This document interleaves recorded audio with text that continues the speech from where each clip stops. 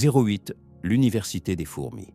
Comme Joseph, comme les fourmis, va vers la fourmi paresseux, considère ses voies et devient sage.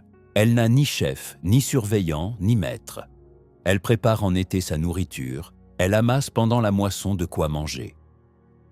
Proverbe 6, versets 6 à 8, LSG. Dieu a mis dans mon esprit de vous annoncer qu'il nous fait entrer dans une saison d'abondance. En fait, je peux déclarer avec assurance que Dieu est en train de nous positionner pour une grande moisson d'abondance à venir. Il l'annonce afin que vous soyez prêts. Voilà pourquoi il nous donne toutes ces révélations. Il veut que nous nous préparions à l'avance afin de pouvoir en tirer le meilleur. Après avoir multiplié 5 pains pour nourrir plus de 5000 personnes, et après qu'il soit resté 12 paniers, le Seigneur Jésus-Christ a dit que rien ne se perde. Dans ce cas aussi, il ne veut pas que nous soyons négligents et que nous gaspillions notre moisson. C'est pour cette raison qu'il envoya au pharaon d'Égypte une révélation en songe à l'avance, avant même que l'abondance de la moisson n'arrive. C'est ce que j'ai dit à Pharaon. Dieu a montré à Pharaon ce qu'il va faire. Voici, 7 années de grande abondance vont venir dans tout le pays d'Égypte. 7 années de famine viendront après elles, et l'on oubliera toute cette abondance au pays d'Égypte, et la famine consumera le pays. Cette abondance sera oubliée dans le pays, à cause de la famine qui la suivra, car elle sera très grande. Si le songe s'est répété 2 fois à Pharaon, c'est que la chose est arrêtée de la part de Dieu, et que Dieu se hâtera de l'exécuter. Genèse 41, versets 28 à 32, LSG. Après l'interprétation du songe, il revient au destinataire de décider de la méthode à employer pour sauver la moisson. C'est le conseil que Joseph donna à Pharaon, et il est très important que vous le gardiez près de votre cœur alors que nous nous préparons à conclure ces méditations. Maintenant, que Pharaon choisisse un homme intelligent et sage et qu'il le mette à la tête du pays d'Égypte. Que Pharaon établisse des commissaires dans le pays pour lever un 5e des récoltes de l'Égypte pendant les 7 années d'abondance. Qu'ils rassemblent tous les produits de ces bonnes années qui vont venir, qu'ils entassent du blé sous l'autorité de Pharaon, qu'ils en fassent des provisions dans les villes. Ces provisions seront en réserve pour le pays, pour les 7 années de famine qui viendront dans le pays d'Égypte, afin que le pays ne soit pas détruit par la famine. Genèse 41, versets 33 à 36 LSG.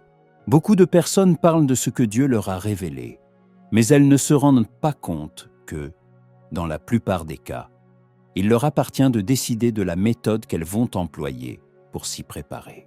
Dieu donne la révélation et il enverra l'abondance. Mais c'était à Pharaon de choisir les ressources humaines, les sites et les villes où stocker les années d'abondance à venir. Avant la moisson, Pharaon et son peuple devaient choisir de bonnes semences, le bon type de sol, et c'était à eux de faire les semailles aux temps appropriés. On ne peut pas semer en toute saison, et la moisson ne vient qu'au temps de la moisson. Entre les deux, Dieu enverra la pluie au temps de la pluie. Il y a un intervalle pour aménager, désherber et planter. Nous voyons donc qu'il s'agit d'un partenariat entre Dieu, la nature et le peuple que Dieu va bénir. Dieu et les forces de la nature sont toujours prêts à faire leur part. Dieu m'envoie, comme il envoya Joseph vers Pharaon, pour vous avertir de vous préparer à l'abondance de la moisson qu'il est en train de vous envoyer. Je sens l'onction maintenant. Certains s'excitent tellement en célébrant ce que le Seigneur leur a révélé. Puis, ils s'assoient en attendant que Dieu accomplisse ses paroles.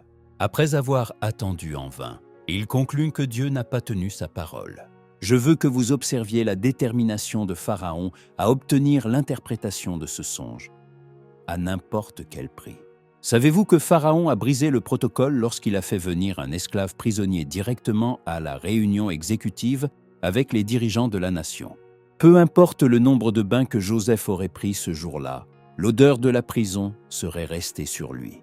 En lisant plus loin, n'êtes-vous pas choqué de voir qu'il fit d'un prisonnier qu'il venait à peine de rencontrer un premier ministre?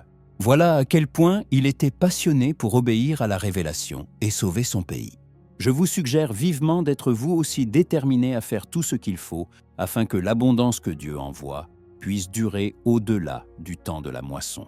Nous devons rejeter les sentiments raciaux, émotionnels ou dénominationnels pendant que nous avançons dans cette saison de promesses. Par sa grâce, nous le ferons. Joseph était diplômé de l'université des fourmis. C'est ce qu'il partagea avec Pharaon. Oui, lisez la formule de l'université des fourmis comme suit. Il y a sur la terre 4 êtres petits et cependant des plus sages. Les fourmis, peuple sans force, préparent en été leur nourriture. Proverbe 30, versets 24 à 25, LSG. Waouh! Dieu utilise les choses folles pour confondre les sages et les choses faibles pour confondre les fortes. Il n'y a pas d'autre manière d'expliquer les grandes leçons que nous avons tirées jusqu'ici dans cette université des fourmis. Notre texte principal suggère qu'il faut la sagesse des fourmis pour penser à amasser des provisions pendant les temps de surplus. J'ai entendu beaucoup de personnes se plaindre qu'elles ne se souviennent de ce qu'elles auraient dû faire avec l'argent que lorsqu'elles sont ruinées. Une autre chose, c'est la sagesse de savoir reconnaître quand on est dans l'abondance. Et enfin, comment gérer la saison d'abondance. Voilà ce qu'on nous dit d'apprendre des fourmis. Je vous le dis, tout le monde possède un certain type de ressources qu'il peut exploiter pour se préparer à la famine.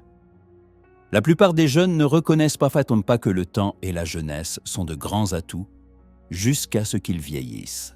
Alors, ils n'ont plus le temps de lire les livres qu'ils auraient dû lire, d'apprendre et de développer les compétences qui les auraient repositionnés pour de meilleures opportunités dans la vie. Des jours viendront où vous ne pourrez plus rester longtemps sur la montagne de prière, mais heureux l'homme qui possède dans ses comptes spirituels des heures de prière et de jeûne accumulées au fil des années lorsqu'il était jeune. C'est à cela que des personnes comme moi puisent aujourd'hui. Qui que vous soyez, vous êtes soit en train d'approcher une moisson, soit en train d'en jouir, soit en train d'en sortir. Notre texte nous montre ce que la fourmi fait avec la moisson. C'est exactement ce que Joseph conseilla à Pharaon de faire. Dieu nous avertit à l'avance des problèmes et des défis à venir. Mais le problème demeure. Nous l'écoutons rarement. Si nous traversons actuellement un temps difficile, il est prudent de dire que nous n'avons pas exploité la saison d'abondance comme nous aurions dû le faire. Vous ne serez peut-être pas d'accord, mais c'est parce que vous n'avez pas reconnu le temps de votre saison favorable, ni su en tirer le meilleur. Certaines personnes n'ont pas compris que Dieu leur a laissé décider l'entreprise avec laquelle elles travaillent et la manière dont elles travaillent. Il existe une autre catégorie de personnes qui sont trop aveugles pour remarquer l'opportunité qu'elles ont. Le royaume des cieux est semblable à un trésor caché dans un champ. L'homme qui l'a trouvé le cache, et dans sa joie, il va vendre tout ce qu'il a et achète ce champ. Matthieu 13, verset 44, LSG. Quelqu'un possédait un champ, mais il ne savait pas que des trésors y étaient cachés. Il s'apprêtait alors à vendre ce champ rempli de trésors à quelqu'un de plus riche, qui, lui, était prêt à vendre tout ce qu'il avait pour acheter ce champ. Tout cela revient à ce principe. On ne peut pas accéder à ce qu'on ne reconnaît pas. Beaucoup de personnes errent dans les rues avec leur CV à la recherche d'un emploi, simplement parce qu'elles ne voient pas les trésors cachés dans leur propre vie. Certaines sont trop paresseuses pour travailler sur les mines d'or qu'elles possèdent, mais elles sont prêtes à travailler dans le champ des autres. D'autres ne se sont pas préparées selon les besoins du marché du travail, donc elles ne peuvent pas s'adapter au marché actuel. Éduquées et formées, mais pas adaptées aux besoins présents du marché. Ici aussi, nous avons besoin de la sagesse divine. Si quelqu'un d'entre vous manque de sagesse, qu'il la demande à Dieu, qui donne à tous simplement et sans reproche, et elle lui sera donnée. Jacques 1, verset 5, LSG. Tout cela est une sérieuse accusation contre nous. On nous dit que la fourmi fait très bien toutes ces choses, même si personne n'est là pour la pousser à accomplir les responsabilités qui la préserveront, elle et sa postérité. Pas de leader, pas de roi, pas de commandant, et pourtant, elle amasse un héritage pour les enfants de ses enfants. À suivre. Extrait de mon livre, L'Université des fourmis, disponible sur la PNUR Bookstore, Cellar Bookstore et Amazon Kindle Bookstore. Emma votre frère, Penwar Nigeria Ijimeo. Comme